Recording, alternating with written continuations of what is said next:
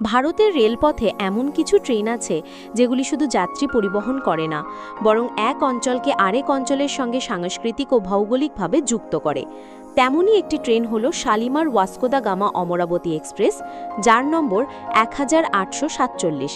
এই ট্রেনটি চালু হয়েছিল 2006 সালের 23শে ডিসেম্বর পূর্ব ভারতের কলকাতার শালিমার স্টেশন এবং পশ্চিম ভারতের গোয়ার ওয়াস্কো দা গামার মধ্যে সরাসরি রেল সংযোগ স্থাপনের উদ্দেশ্যে।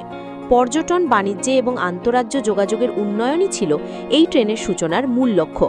সপ্তাহে 4 দিন সোমবার, মঙ্গলবার, বৃহস্পতিবার এবং শনিবার এই ট্রেনটি চলাচল করে।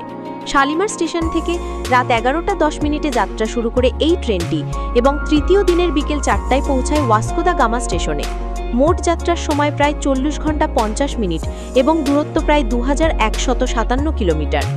এই দীর্ঘ যাত্রাপথে ট্রেনটি মোট 42টি স্টেশনে থামে, যার মধ্যে উল্লেখযোগ্য হল খড়গপুর, কটক, ভুবনেশ্বর, বিশাখাপত্তনম, বিজয়াওয়াড়া, গুন্টুর, হুবলি, মাডগাঁও এবং কুলেম।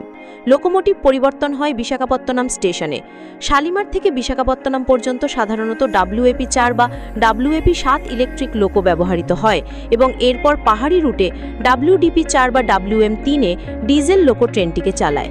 কোচের দিক থেকে এটি LHB অর্থাৎ লিঙ্ক হফম্যান বুশ টাইপের আধুনিক লাল রঙের কোচ।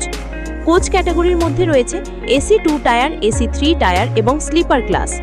ভাড়ার ক্ষেত্রে শালিমার থেকে ওয়াস্কো দা গামা পর্যন্ত AC 2 টায়ারের ভাড়া প্রায় 2850 টাকা, AC 3 টায়ার প্রায় 1950 টাকা এবং স্লিপার ক্লাসের ভাড়া প্রায় 700 টাকা।